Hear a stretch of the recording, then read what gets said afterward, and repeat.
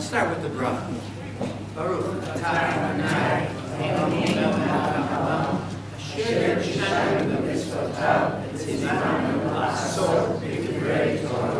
Praise you, Lord, our God, King of the universe, who sanctifies us by commandments and commands us to take some of our life, at least, to occupy ourselves in Torah. How many of you have senior moments? What's that? What's that? That's a good. Okay, I find that I'm increasing in senior moments. So I need your help sometime. Like, what's my wife's name? Honey. Hannah says that the reason our old aunts used to call everybody sweetie and honey is they couldn't remember what their name was. But that worked. Rabbi, that worked. Now what? That worked. It worked. Yes. Yeah, right. We thought we were just being, they were being affectionate to us because they couldn't remember who we were. So if I need help, help me.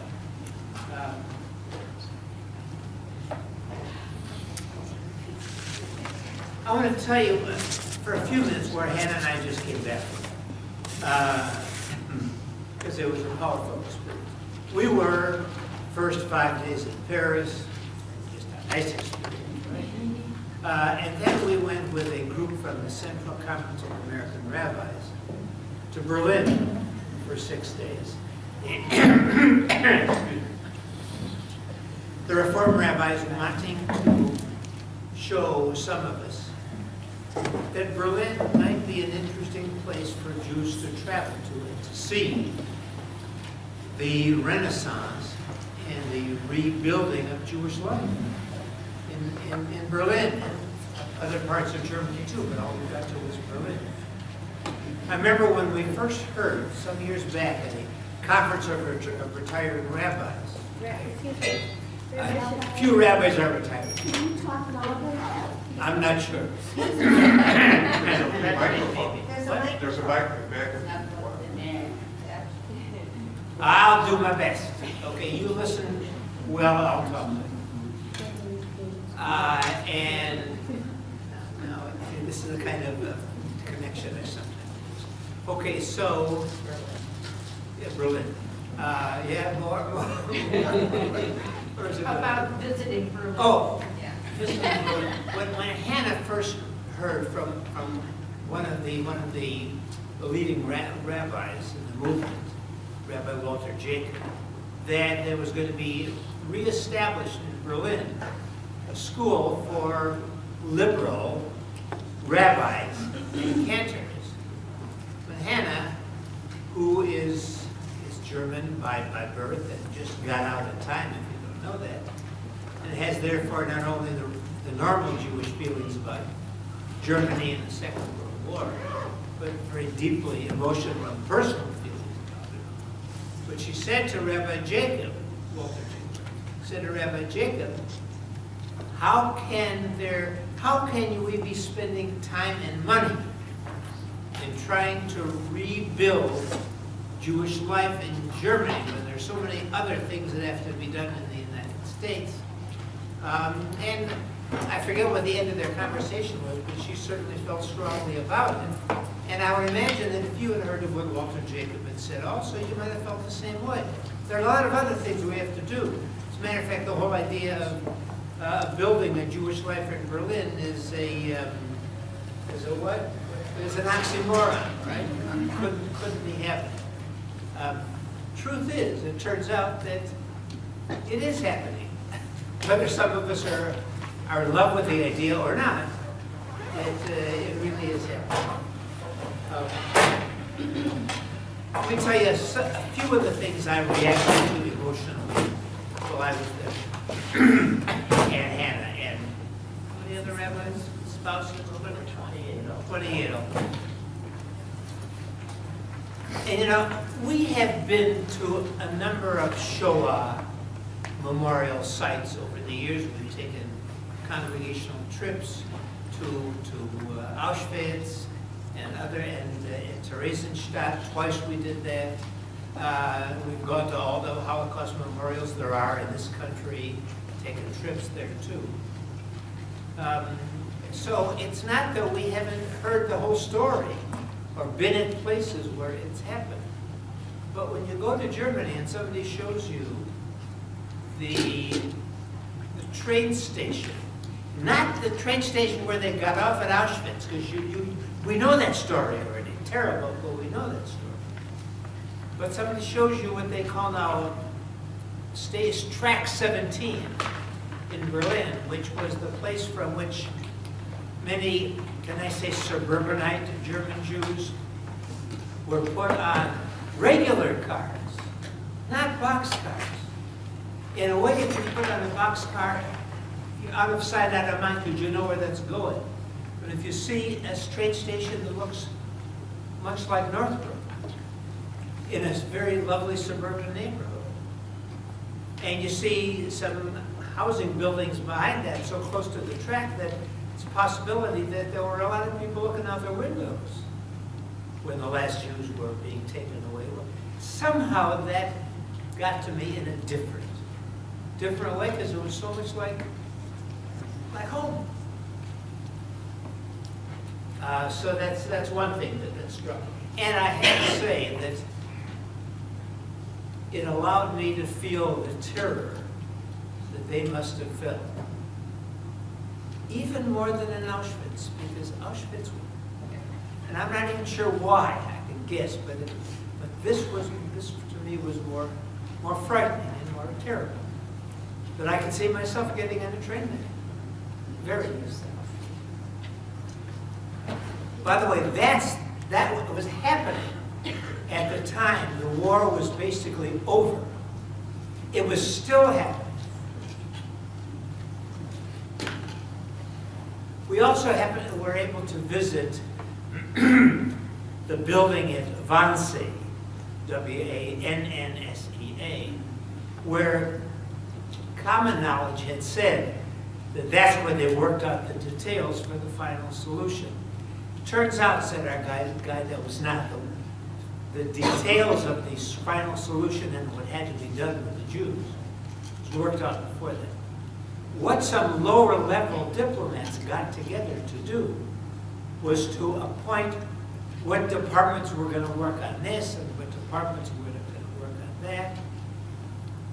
Very bureaucratic. This we got from our wonderful guy. There were 35 reports written up at this final meeting in Wannsee. Happily, one of the people, you can hardly say happily about this, but it was a good thing for history that one of the people at that conference saved the report that he was given. And then the people who go to Wannsee, are able to see what they really talked about. And after an hour and a half of making their arrangements, they had lunch.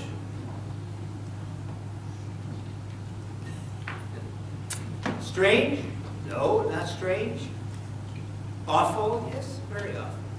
One of the most disturbing things about the Joseph story, if you read the Joseph story, is that after they put Joseph in the pit, his brothers, what did they do? They didn't know what to do, so they sat down and ate. How do you put together the fact that, well, of course you sit down and eat because you're going to eat, but the joining together of those things.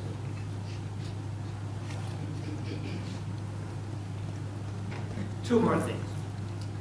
They seem to have decided in Germany and in Europe, although I don't think this has gotten to America yet, and I certainly didn't get even to this congregation last Friday night. They want to change the name of Kristallnacht.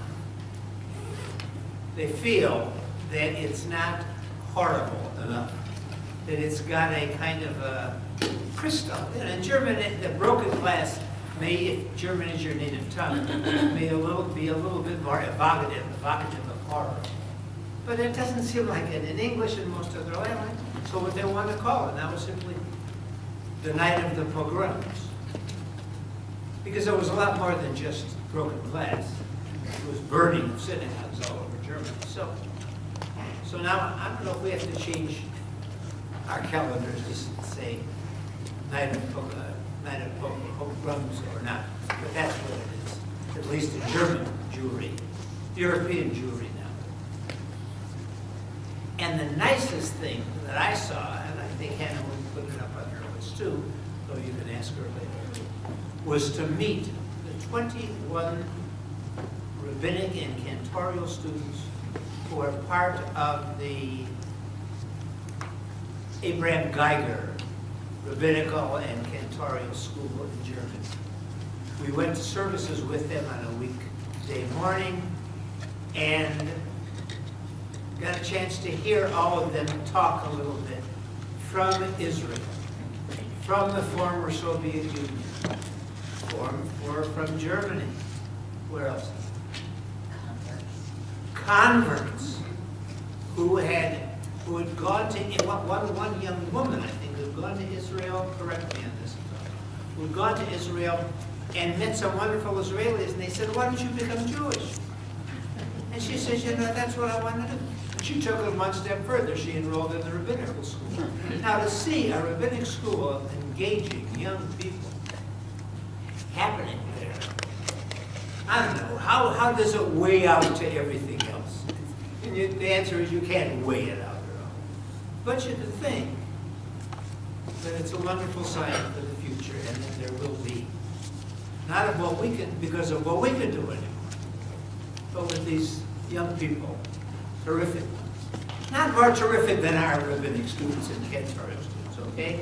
But just in a place where the future is different and even more needy than ours. That's all I have to say on that. So, our boss, the wonderful Brian Stoller, decided what we're going to be teaching about. And he chose some nice things. The topic, I'm not sure what the topic is for 2 weeks from today, but I know today and I know one. And the topic today is, translated into my terms, what it means to be a Mensch. What it means to be a fine human being between one and the other. In Hebrew you say, Bein Adam L'Havero, relationships between people and others. So that's what we're going to study a little bit.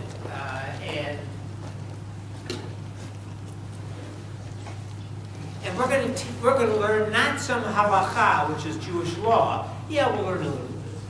But we're going to learn Agadah, which means the Jewish storytelling tradition. Let me teach you a little bit about this. Halakha, Jewish law. Jews have worked on that. They wrote it down in the Talmud, in the Mishnah. And what Maimonides did for Jewish law was a terrific thing.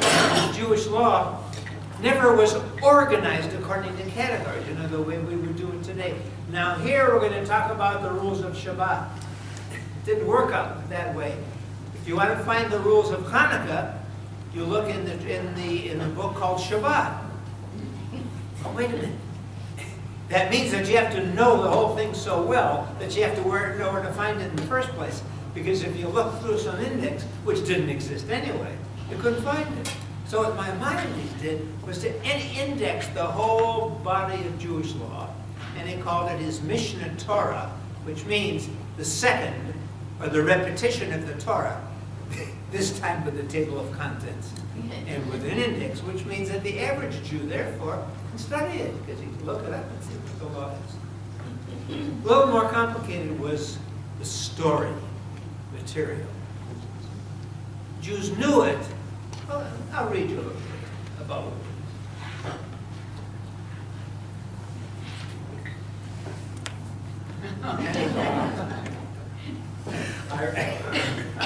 I remember when the Gunther Plowton Torah book came out, the first one in blue with a big, and we were just about to, we were using it for a Torah study session on Yom Kippur afternoon, because I know we still have those, and we had them then. People who were staying all day studying. So I remember I was teaching a session, and I had that big blue Torah book, and I was going like this, and after about half an hour, this thing is too heavy. Well, this is too heavy to study from too, so we're going to just do some pages. But what this is Sefer Agadah, the book of Jewish legends. Some years back, we studied, not all of this, obviously, but fill us how much? Enough to like it, right? Enough to like it. And we're going to do some of that in our 3 weeks as well. Let's make sure I don't get off the subject. Okay, just a minute.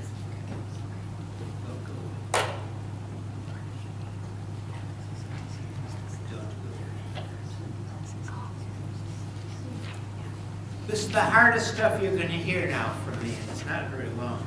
I hope it's not. Agadah. Now I'm going to say it a few more times. That's the tradition of, well, he'll say it here. As the term was used by the rabbis, as it continues to be employed by scholars today, Agadah, and by the way, it's the same root as Haggadah, to tell a legend, tell a story of Pesach. It was used by the rabbis and continues to be. Agadah designates all the traditions, all the statements, and beliefs in early Judaism that fall outside of halakha, which is the straight laws. The literary record of Jewish existence during the first 7 centuries in the Common Era, that's what the Agadah is. Its literary form, I don't want to read it to you. It's got stories elaborating on biblical characters and episodes in their careers, not found in the Bible. Generally what we call midrash, seeking out things inside the text, which either are in the text but hidden, or you use your imagination to add to what the text has said to you. It includes fully developed sermons that may once have been delivered in ancient synagogue. It includes snippets, isn't that a nice word? Snippets of popular folklore, snippets. Anecdotes about the sages' own lives and about their history, and not least of all, the entire body of rabbinic thought, every belief held by the sages on topics like which some would call popular religion and other superstition. You know we got some superstition in Judaism. Did you know that? Did you ever know a Jewish person who was superstitious? Yes. Did you ever know a Jewish person who believed in astrology?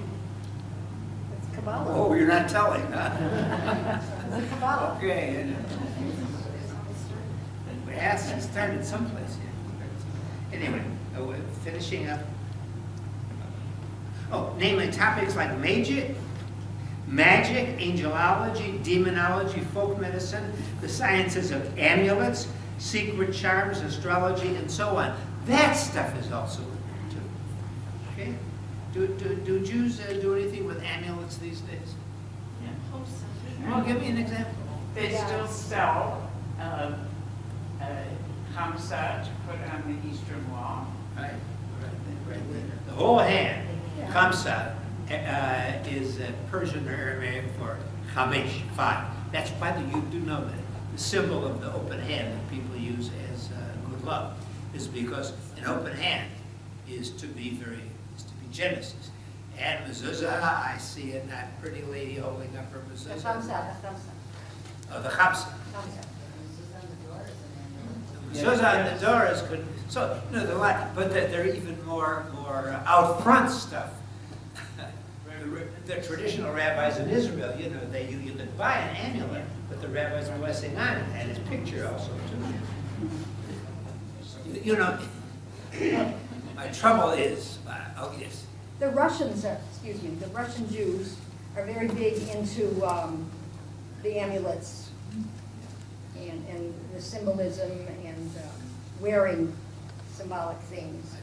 You go to Rome, you want to get something that's been handled or blessed by the Pope. It's strange. I lost my other train, so it's just as well. Okay, so having said that, let's do some tests.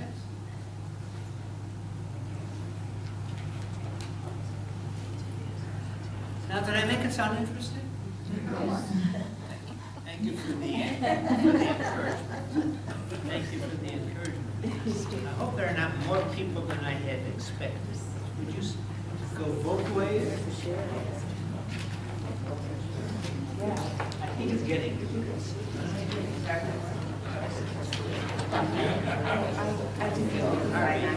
See how last these are. And if not, you may have to share.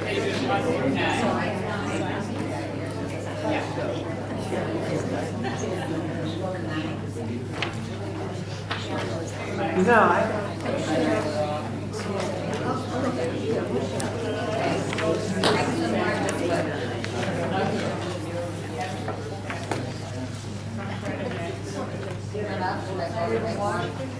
think we have.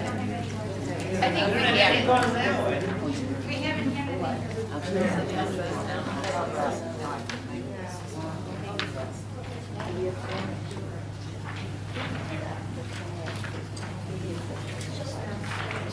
Okay, well, you know what, if you are sitting next to somebody you like, and you can get close.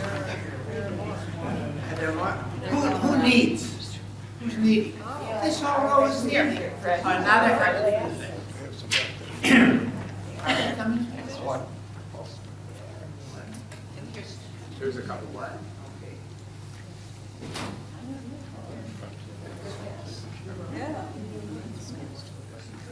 Okay. Needy? Needy? Everybody's needy. Okay? Who knows this stuff so well they don't need the text?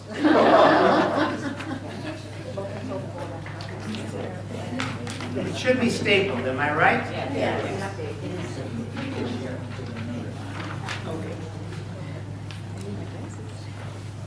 Okay. We're not reading these whole pages. We're just reading the stuff that I have circled a number on. Do you see? See what I'm doing? I have tried to number the pages in their order, upper left-hand corner. See? And therefore it should say upper left-hand corner. It should say 1. 2 pages. Pardon me? 2 pages. Yeah, there are 2 pages. But mine says, the first one says 8A and the second one says 8. Well, no, I'm saying you should put it there. All right, don't worry, we're not going to nearly get through it. We got page 8. Look at the donkeys carrying somebody else's writ. Okay. Here we go. From the section, and last thing I have to tell you. This book, they organized all this stuff in 1910 by Chaim Nachman Bialik, the great poet, who just felt that the masses of Jews didn't know this stuff, and it was so interesting that he wanted to organize. He did it with a man called something kind of Ramitsky. And it was translated into English by the late great Rabbi William Browde of Rhode Island, who did it, finished it in the 40s into English. And it was the first Hebrew material they had us study when we were studying for the rabbi. Okay. Now, 21 on the first page. Okay? I think it's always better to hear it read out loud. So that's what I like to do. And occasionally I like to read out loud. So, anybody like to start? Sure. It's short. Sandy. Volunteers or college. Sandy. Talk louder than I'm talking. Okay. Thou shalt love thy neighbor as thyself. Rabbi Akiva said, this is a great principle of the Torah. Then Azar said, the verse, this is the book of the descendants of Adam, him whom God made in his likeness, utters a principle even greater. You must not say, since I have been humiliated, let my fellow man also be humiliated. Since I have been cursed, let my neighbor also be cursed. For as Rav Tanhuma pointed out, if you act thus, realize who it is that you are willing to have humiliated, him who God has made in his likeness. Thank you, Halt. And so, any jumping out questions or comments about this? Yes. So the wording, thou shalt love thy neighbor as thyself. I think we all know people who have such low feelings about themselves. And that's not the same thing as wanting someone else to have the same kind of bad luck that you have. But if you don't love yourself, how do you love them? Yeah. Can't you think of something higher to compare a person to than just you? with all your, but I'm going to say our faults. Yeah, true. Any other reactions? Well, the reason I think this is interesting is that this is exactly the way you, in my teaching and being with you, would read the verse, love your neighbor as yourself, and raised exactly this problem. That, well, wait a minute, that's not good enough. If you don't love yourself, feel good about yourself. This is the way you're going to compare your neighbor to that. And it was already, long time ago, the way Jews reacted to the problem of love your neighbor as yourself. They had exactly the same question. Phyllis, I saw and I said, Yeah, so how do you define neighbor? Who is your neighbor? Your immediate neighbor, your Jewish community, everybody else in the world. Who exactly is that neighbor? Who is that? and don't you think the problem is that it leaves a lot of room for interpretation? Usually, Ray, I mean somebody physically close to you. Usually. That's a neighbor. But it can mean a lot of things. Just as ve'ahavta, and you shall love. What in the world? Well, how do they see love? How do we see love? It's a hard enough word for us to try. So, now what they're doing also is saying, well, give me the, it's like kids having an argument, but it's smart kids. What's the most important verse in the Torah? Tell me. Yeah, turn to tell me what the most important verse is in the Torah. What's your, and Moses lived 120 years. No, nobody's going to do it. I mean, do you see how, what an interesting idea it is to give the most important. And they agreed that the most important was not comparing other, was not judging another as to be loved or given concern as to you, but in God's image. You haven't got much higher than that. Look at the next one underneath it. Talk about a vision. Rabbi Joshua ben Levi said, when a man walks on a highway,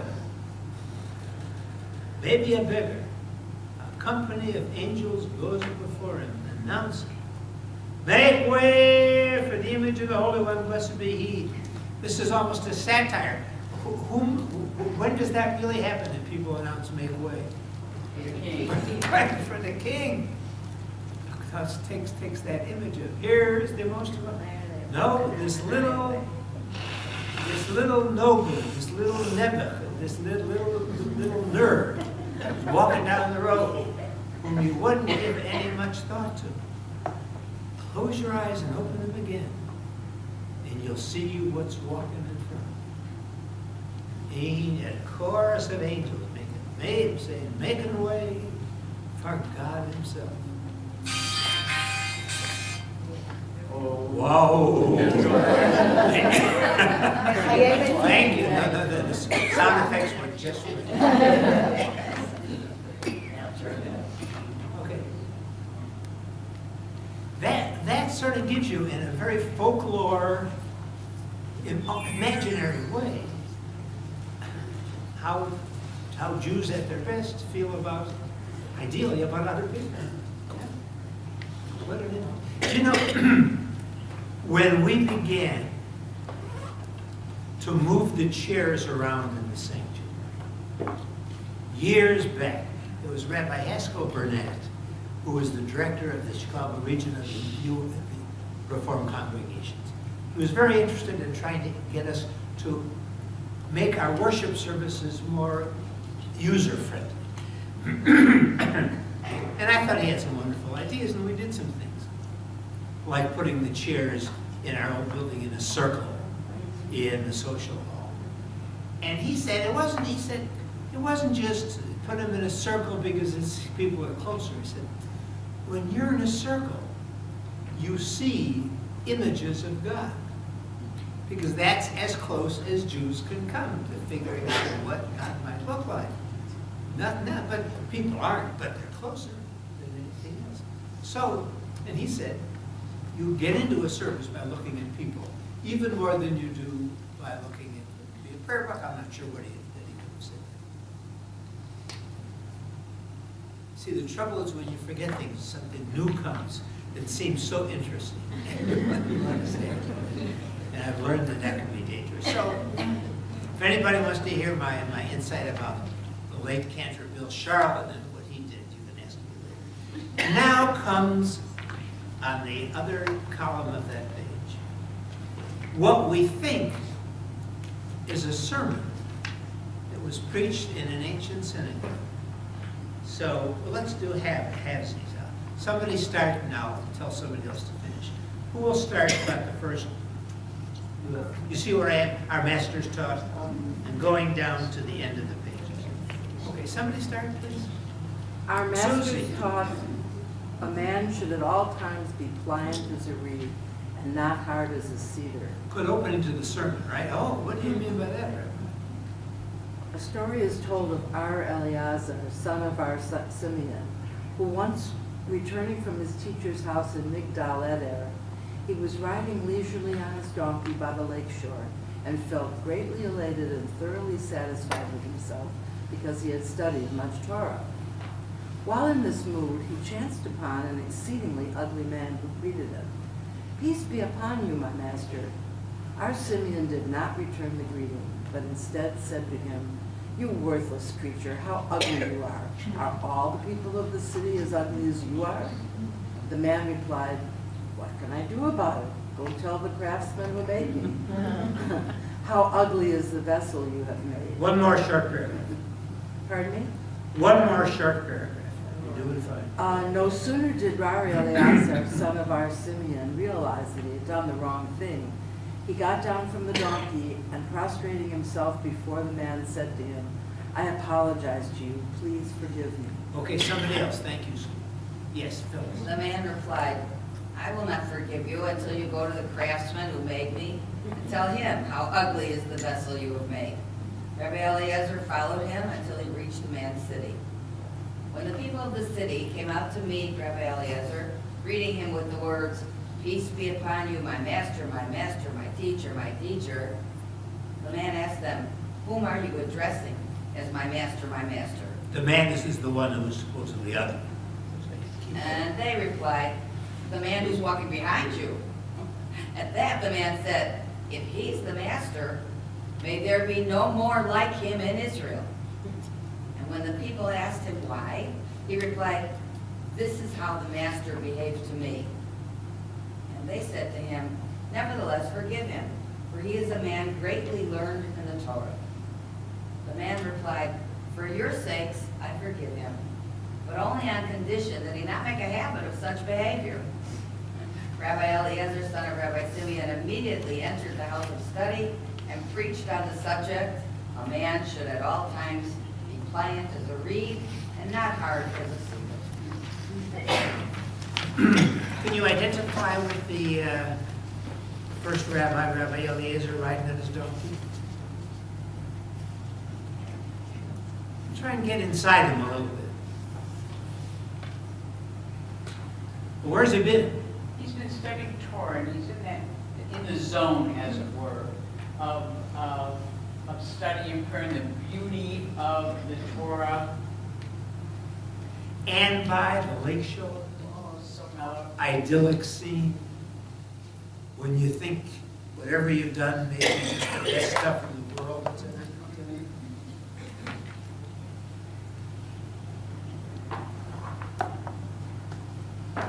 And if you know a lot, you can get away with almost anything. And if you know a lot, you can be like a cedar that doesn't get moved. I saw some good answers. Joan.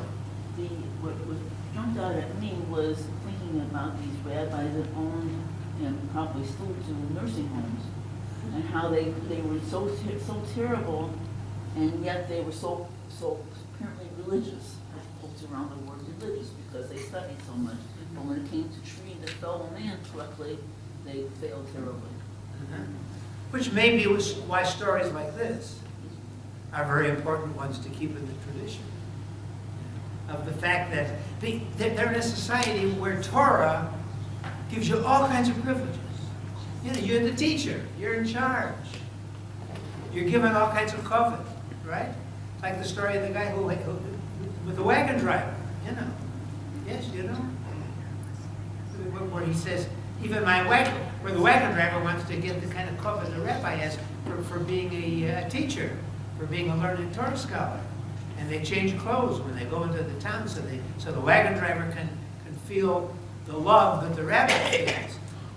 And that would be the greatest thing for him.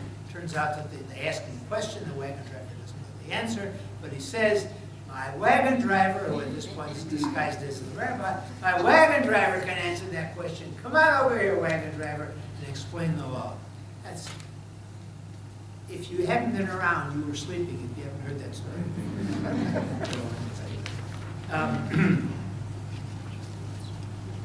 Why at the end of the story do they say, nevertheless forgive him, for he is a man greatly learned in the Torah?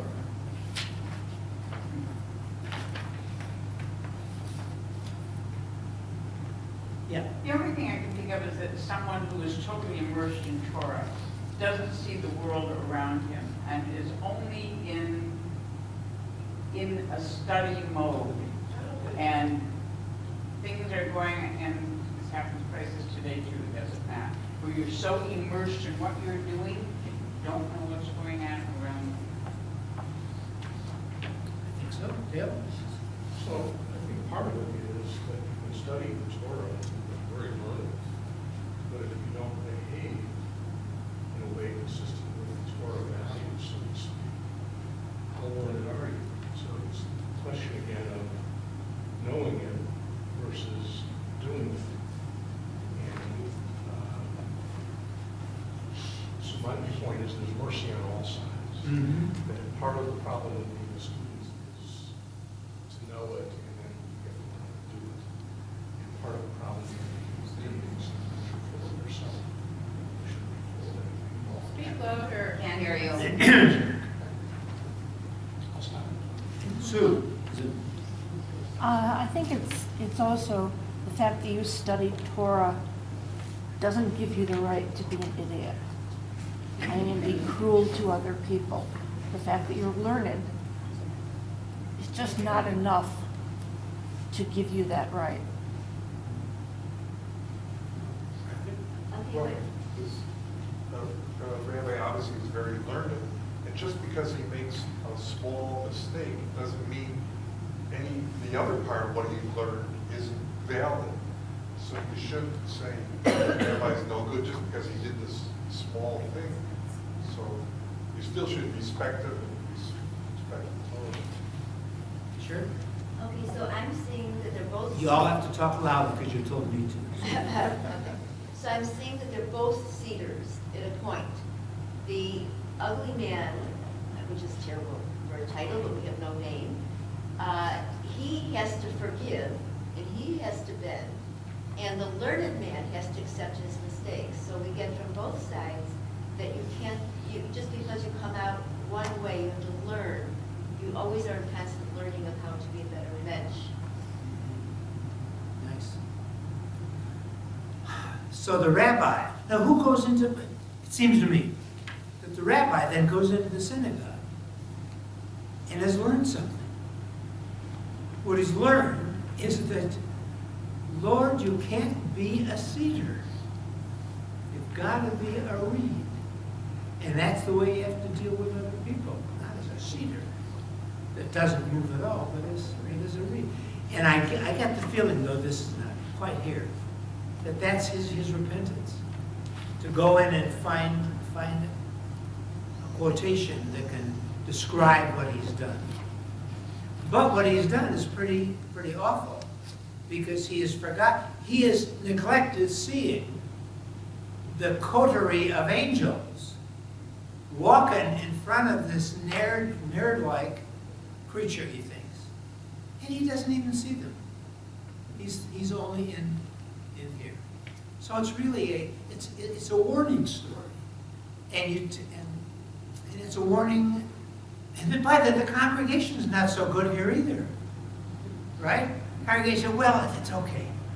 How can you say forgive him when this guy is standing in front of you and has been so insulted? But maybe that's not the way to be a reed.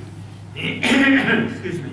Maybe at a time like that, you got to say, Rabbi, you did the wrong thing, and that's just the way it is. But somehow we learn just. I mean, look, this is like a folk tale. You can think of stories of the ugly man. It's Rumpelstiltskin. It's an awful lot of other things linked together, stories that you know. But it's put in this very, very Jewish context of go tell the craftsman who made me what you think of me. Yeah? Pretty powerful. I saw a few. Yes, sure. I some sort of think maybe also, A little louder, if you can. I wonder whether the people saying to the man, forgive him because he is a Torah scholar, aren't in some way telling him, look and see that he's not all bad, he has some good in him, and see if you can connect to that. That's why it's so much easier to interpret a Agadah than it is halacha. So you can find all these things. Phyllis, you're making a little motion. Yeah, well, I think it's interesting that the cedar piece that we should not be like, because the Torah is often called the tree of life, and the rollers that we hold on to are called eitzim, wood. Don't forget that it's not taka wood. It's, you have to interpret it. You have to wiggle with it. It's not just wood. I would class that as one of the finest things I've heard you say in a long time. And you say some good ones. That's really, because but talk about an image of that. The wooden staves of the Torah, not being but just flexible enough. Pretty nice. Anybody remember a scroll that seemed to have that kind of a bend in it? When we were in the community hall, we could see hardly anybody liked it. One of those sculptures in the back of the old community hall. It was a Torah scroll. What did it have on it? Come on, I'll give you a taste. A harp. No, but I could say that was one of. No, it was not a harp. There were gates. There were, I think, 3, and we had sent to the artist who made those, whose name was Susan, I forgot. And she said, I said, let's have the Torah. Somebody said, let's have the Torah with gates so people can enter into the Torah. So she made not xylophones, not harps, but gates. I thought it was a fence around the Torah. You know, metaphorically, we put a fence around the Torah. We want to do the mitzvah, so to be sure, we put another. Also great. Also great. Okay, all right. But halfway through it, we then did we get to but we're skipping page 2 and 3. So that will help.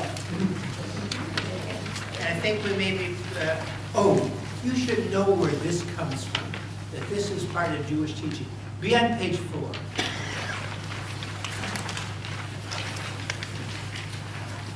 Number 60.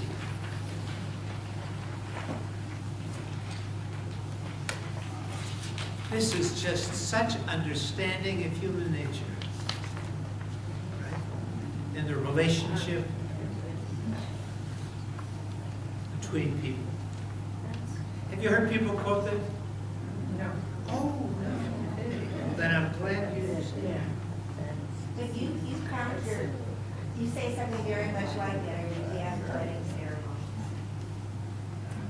What? I can't hear you, Sharon. She said that I say, when I have a wedding ceremony, something much like that.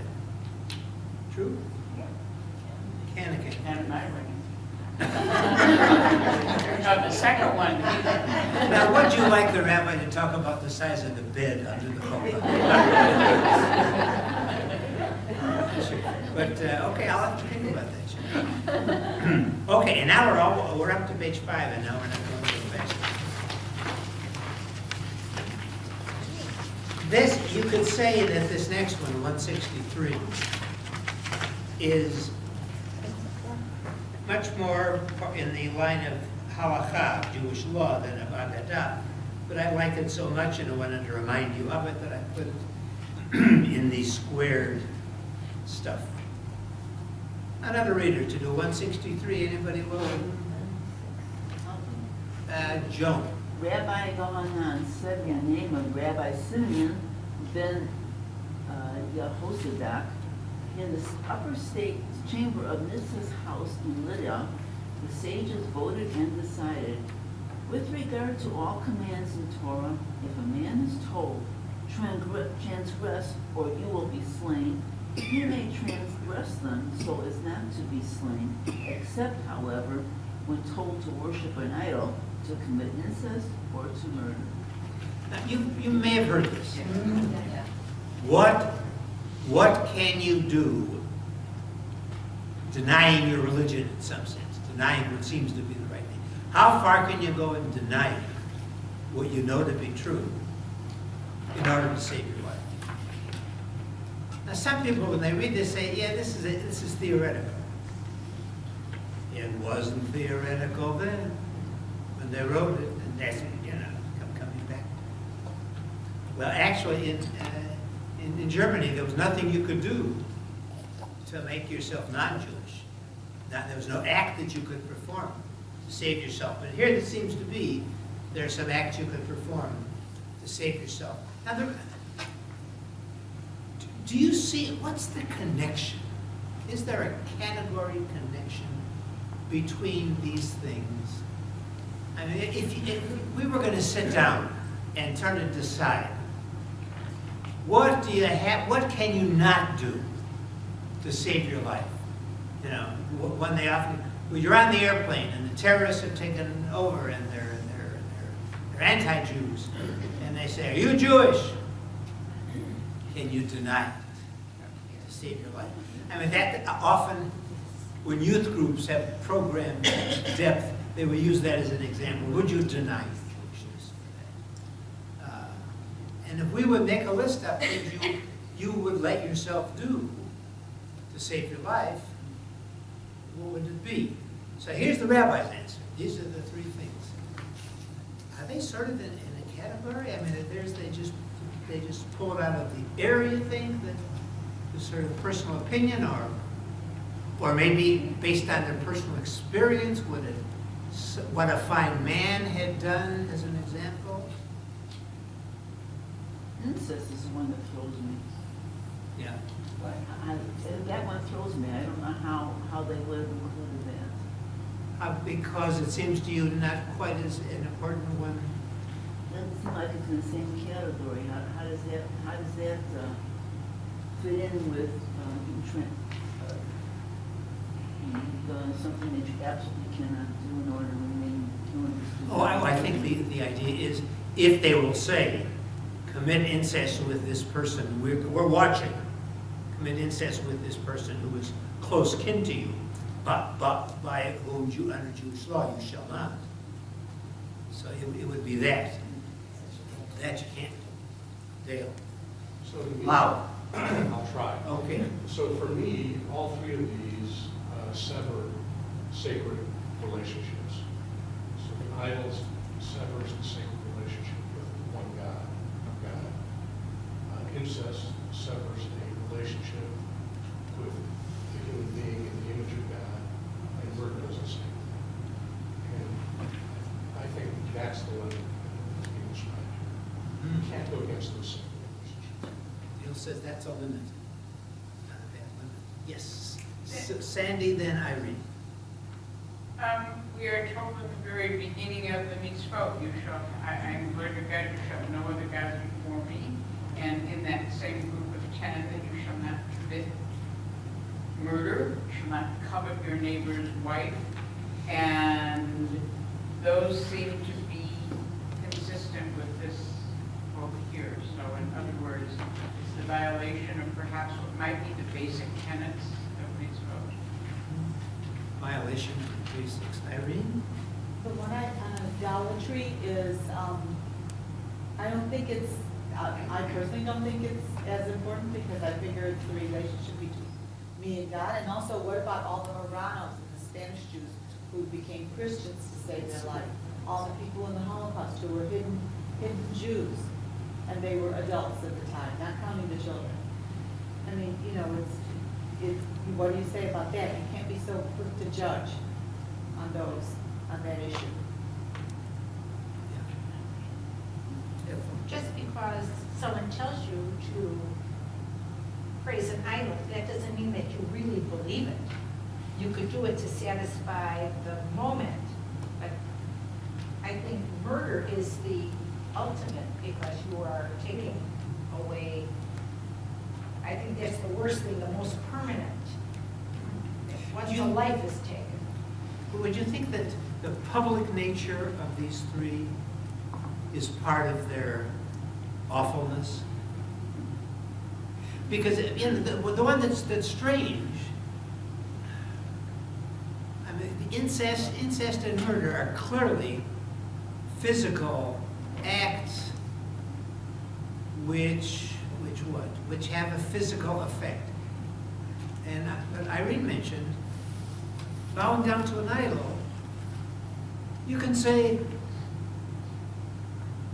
Right. Doesn't count. it doesn't count,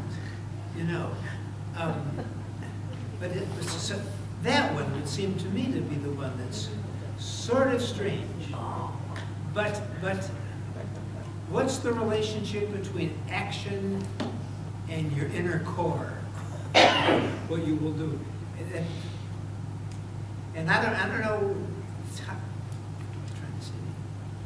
It's hard to pick out three, and it's hard to even see all the connections. But the fact that idolatry is in there means to me that there's something of a denial of self in public that may make that so awful. And what you do, maybe also this. Idolatry denies, murder denies the humanity of the one who was murdered. Incest, I'm not sure what to go with that. But idolatry denies all the generations of the past who may have died so that you didn't have to be an idolater. Maybe. But doesn't Maimonides take this and say, well, worshiping or converting outwardly is not really idol worship because Muhammad is not an idol and Jesus Christ is not an idol, and therefore you can always come back because he himself lived in an area and his family did on the outside look like they gave up Judaism, and I think he deals with that in I just read a book about him, so it's fresh in my mind. So how you define idol is the key thing. But I'm assuming they knew pretty well at least what they were talking about. And the definition of converting in and converting out is changing much. What's the word for idol in the Hebrew? Is it avodah zarah? Probably. Strange worship. I don't think this one is a lot about people's relationship to other people. It's more about people's relationship to principles. But I just thought it should be in here because I think it's important. Okay, jump down to 165.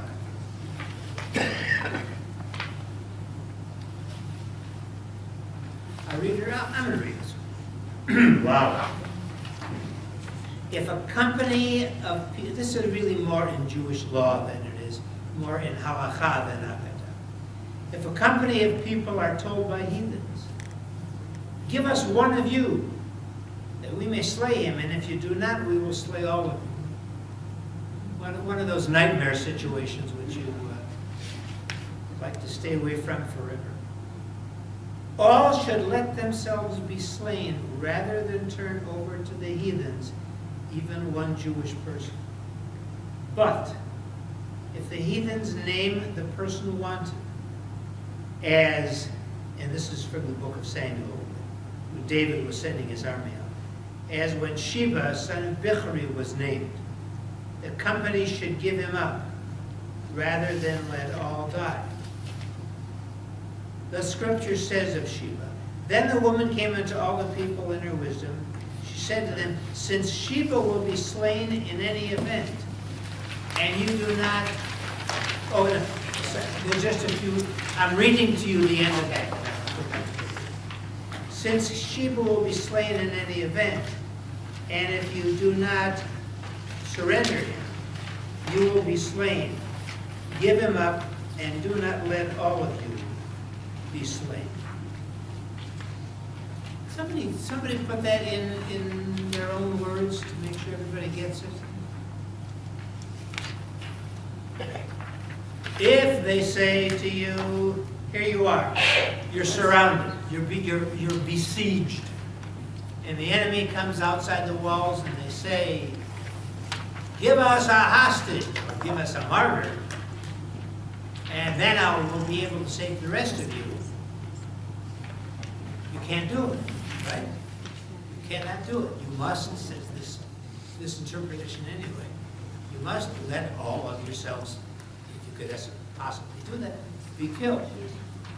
But if they say, that no good Sheba ben Bichri, whom we had in our sights for a long time, we want to kill him, send him out. We'll leave the rest of you alone. That you can do. Would that strike you? That's the right thing to do, Susan? Well, I mean, it seems to me that if no one person is named, and you choose someone to send out, it's almost like murder by proxy. If you send somebody out who's unnamed. Right. Right. Of course, here there's a possibility that this guy was a no good, by the way. Some reason. Or Sheba ben Bichri's died anyway. Therefore, if you don't send him out, the deaths of everybody else are on your hands. In other words, don't be God and decide who should die. Sure. Take me to the classroom level. When you don't know who did something in the classroom, how many times has a group of children been told, tell us who it was, or you will all be punished? How does that, how does that come in as a strategy? Yeah, it's sort of close. Yeah, the problem is it's not murder, but it's sort of close. Well, the attached to that, maybe not perfectly, is the problem that they have in Southside neighborhoods, or not just Southside, but that's what we have in our heads of not wanting to give somebody up, even if you know not being willing to identify the person who did it, because that means non-solidarity with the community. That's pretty different. Sandy. What if a person chooses to martyr themselves? If someone voluntarily gives themselves up, we just saw the movie Captain Phillips, okay? If one person can save the rest of the crew, should they do it? whether they call you by name or not. Of course, in Captain Phillips, they called him by name. Dale. So the key word in this is the word efficiency. They're not heathens who are asking for something. So these are enemies. Maybe not culturally, certainly religiously. They're enemies to the others. And so I think it could be a statement about not playing God. I think it also could be a statement about, once again, limits of where you stand. That we don't sacrifice ourselves as a community, as a religious community. But the implication is, if they know a name, why would they know a name? If they know a name, maybe somebody's done something wrong. Maybe that's a different situation. But I think the rule of the trying to express, I think, is with heathens, we don't sacrifice our community to them. Going down the path that he may have done something wrong, that's why they know him, is a little dangerous, right? Or he could be a leader. Or he could be a leader and they want him for 8 years. I mean, if inside, can you imagine the conversation going on in the walled city? As the call comes, send us one of yours, or send out Moshe ben Pipik, how they decide what we shall do and why, and a number of other interpretations of Jewish law that they get people inside to save their own lives. Why couldn't they take straws? At control over straws. Why couldn't they take straws? Maybe they didn't think God had control over the scrolls. I'm thinking of Masada, because it rings a connecting bell for me, but I'm not quite sure why. There were a few, they all decided they would commit suicide. And the last one had to, I think, fall on his sword, but there were 3 people who did survive. Two or three women who were hidden in a cave halfway down. And that's the only sign we have of the survivors.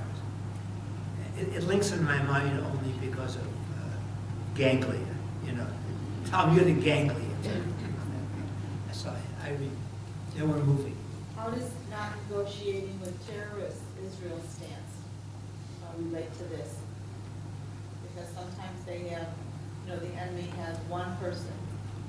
I'm thinking of teaching in the spring, Responsa again, which I taught a long time ago, which that is the key issue for Israel today. And one of the ways, and should they give in and give the amount of money that the captors have asked, when that amount of money would just first would be the instigation for other nations or other enemies to do the same thing, or when there's so many other things that need to be done in the country, they just can't keep going on paying ransoms for everybody.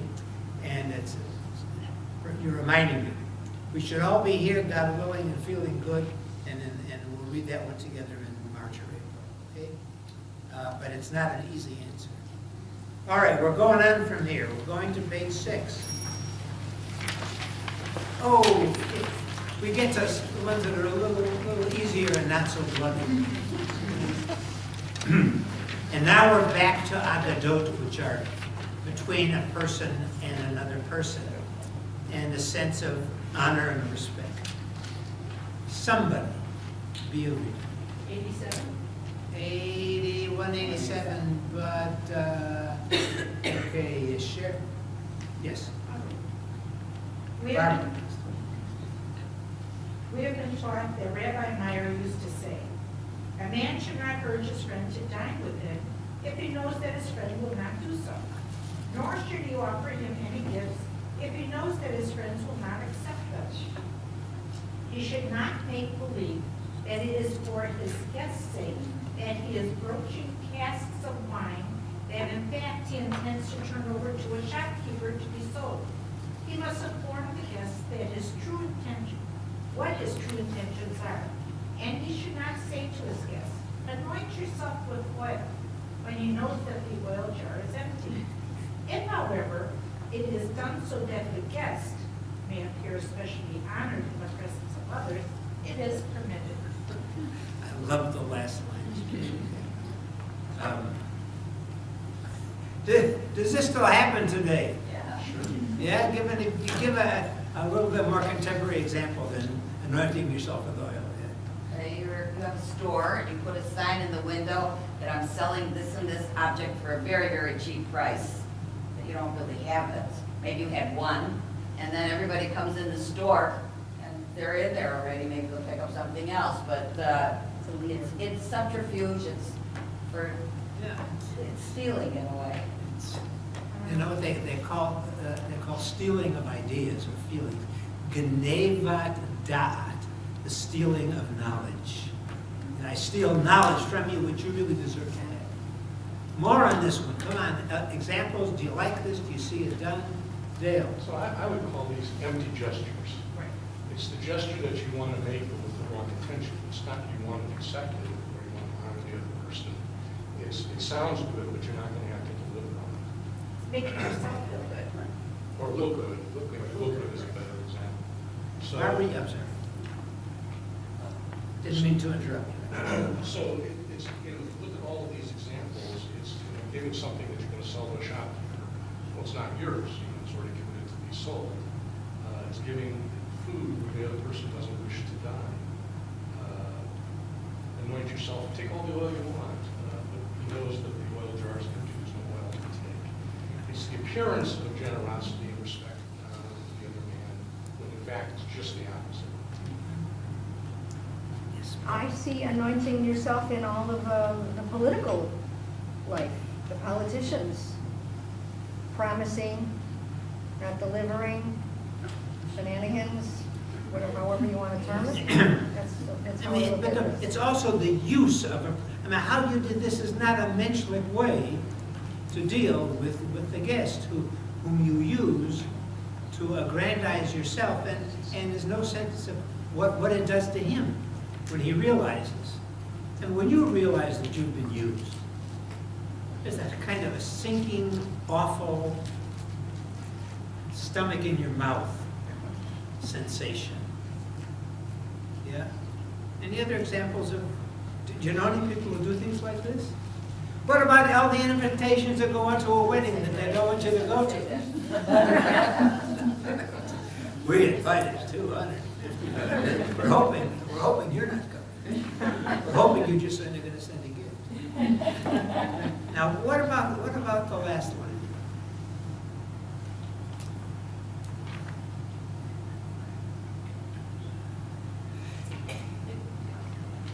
Yeah. It's perception. And if the guest feels that he is being honored, even though there's no oil in the jar for him to anoint himself. And the host would say, "Oh, I'm sorry, there's none there. I really want you to." But I know that I did this because I really wanted to honor you. And if the person accepts that and doesn't say, okay, then it's okay to have made the offer. It's perception. You know, it's sort of like when you got a guest over and you say, would you like another piece of cake? And the guy says, well, no, he really wants it, but it's a societal, what's it called? Mores. Pardon? Mores. More, where, you know, you're supposed to not accept the second thing if you look like a pig. You really want it. And they're both playing that game. The guest will say, oh, no, thank you very much, I know that it's there and all that, I know what thank you for honoring me, but that's okay. Like the story of the woman who was having guests over, and they were unexpected. She had only prepared food for her family, and she said to her kids, hold back on the meat and the potatoes. We got a guest. So they held back, and they ate hardly any meat and potatoes. And comes to dessert, and Mama says, whoever didn't eat them meat and potatoes gets no dessert. My wife told me that story. Sam Levinson told me. Okay.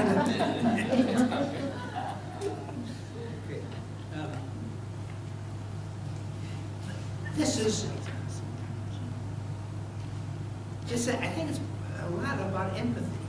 Do you understand how the other person... No, I think it's more about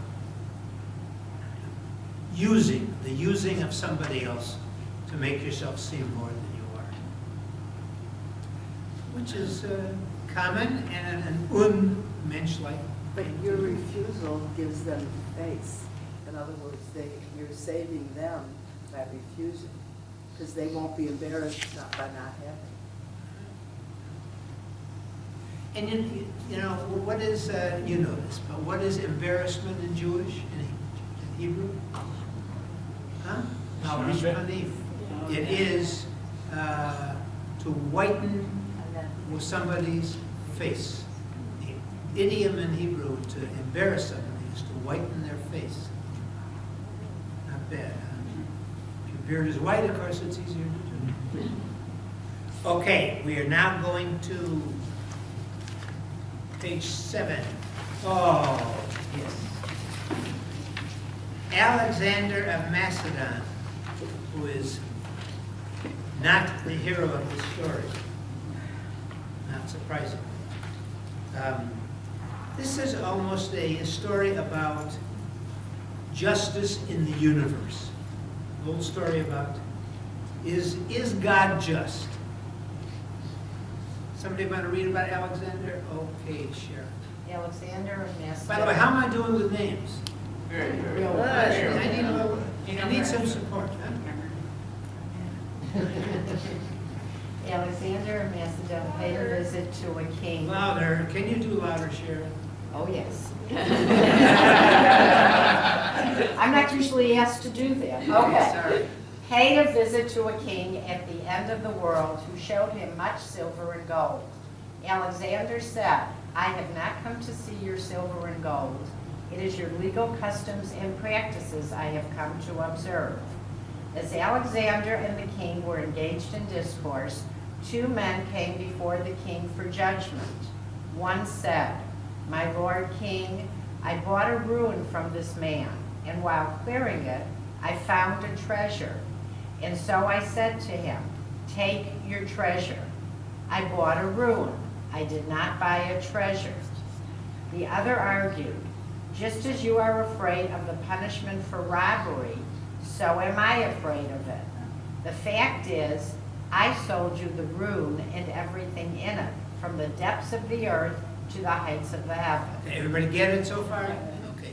Unexpected gift, to whom does it belong? Keep going, you're doing so nicely and so loud, too. The king addressed one of them and asked him, Have you a son? He replied, Yes. The king asked the other, Have you a daughter? He replied, Yes. Go then, said the king, wed the one to the other, and let the 2 make use of the treasure. Alexander showed his amazement at this verdict. The king asked, Have I not judged well? Alexander, Yes, well. The king, if such a case had come up before you in your country, how would you have handled it? Alexander replied, I would have chopped off the head of the one and the head of the other, and the treasure would have gone to the king's house. Stick with the story. The king, does the sun shine for you, Alexander? Yes. Do rains come down upon you? Alexander, yes. The king, there are small cattle in your country, are there not?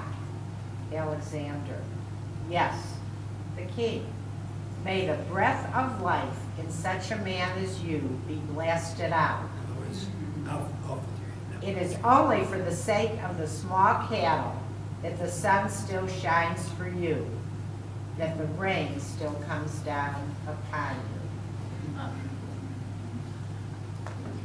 Have you heard that story before? No. I mean, it's used as I don't want to say vindication, but an explanation of how the world can keep going on in its normal way in the face of terrible, terrible tragedy. In a way, it's a terribly deep story, because that's the way, when you're, I'm thinking concentration camp and all this, but when you're there, you wonder, was the sun shining here? I remember that feeling especially at Terezin, which is not really a concentration. It's a place when you look out a window from the second floor and you see a courtyard and trees, and which were probably there then. And you say, how could the sun be shining here?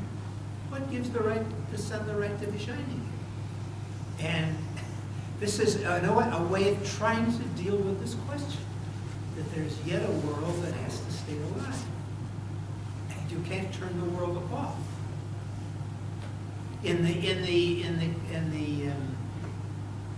Within an old story, which also gives Alexander a massive sense, right, which they love to do to hostile rulers, and to talk about what a terrible person he was. Yeah. Could you try to explain how the worst people still live? It rains on their grass too. If not, the world wouldn't go on.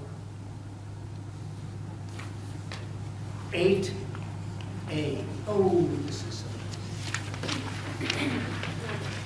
I find, you know why I'm able to say this is so nice of all these? I selected. I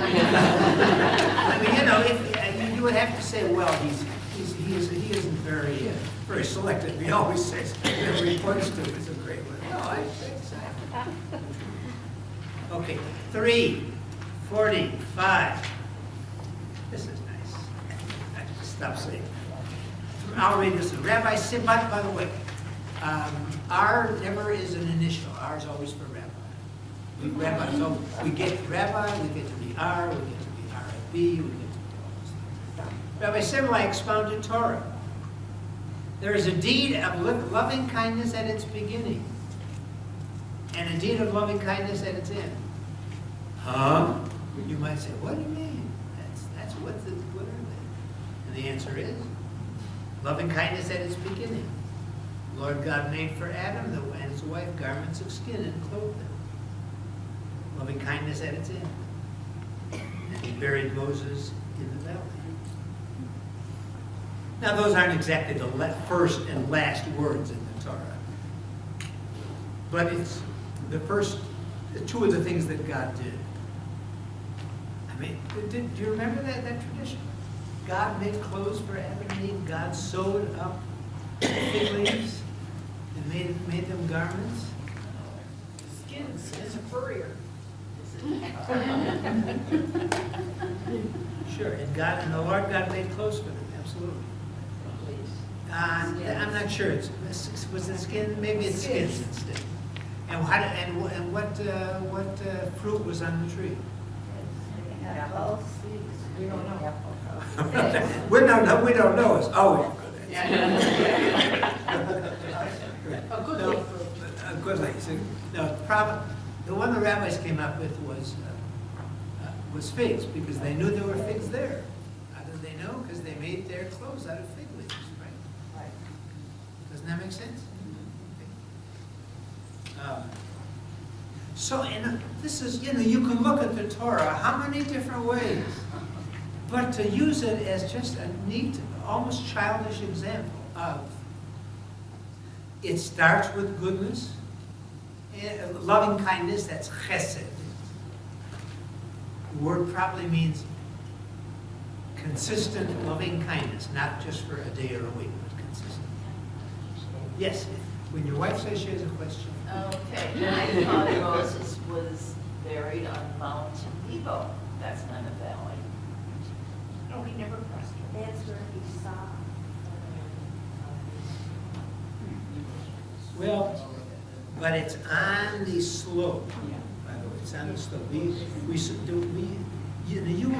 worked on that trip to Nebo. Yeah, it does slant down, and they say there's an Arab marking that shows that's. So I think it's halfway down, but it's a good point. Wouldn't you want to tell your wife it's a good point? You're a very smart man. Thank you very much. Okay. So somebody says, what's the Torah about? From beginning to end, it is deeds of loving kindness.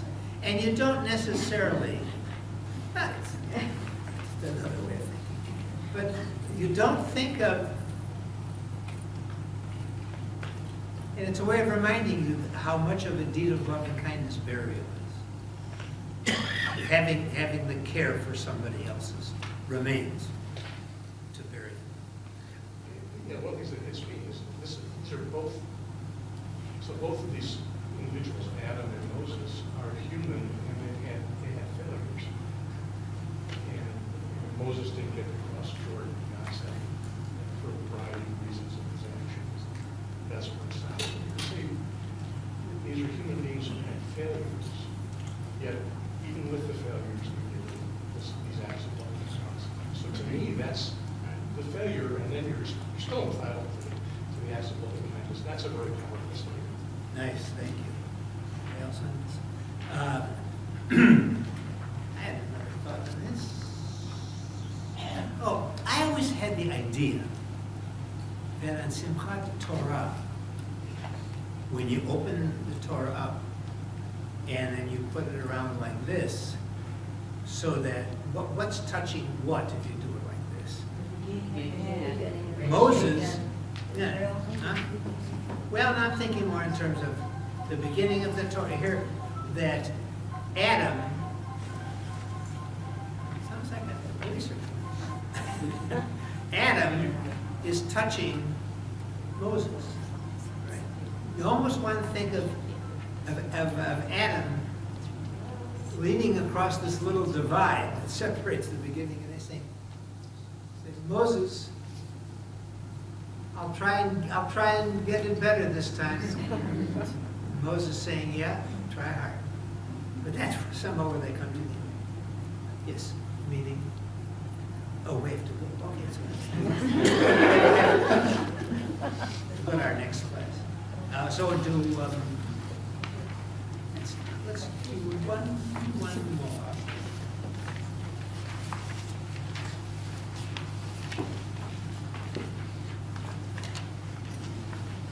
I'll give you one more.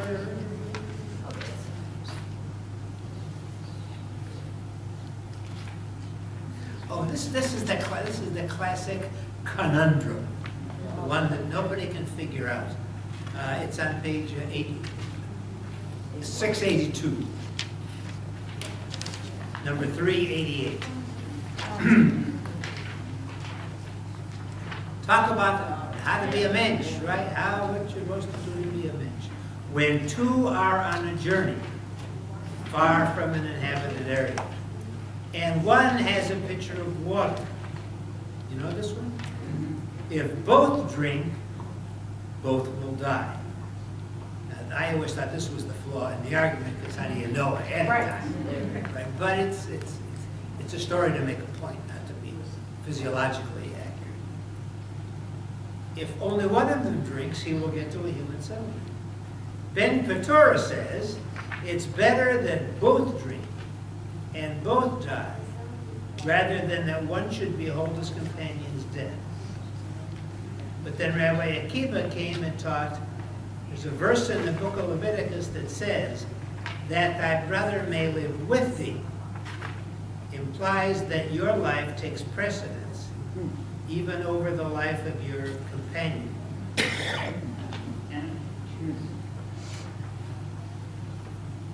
You know, I don't like this one so much today.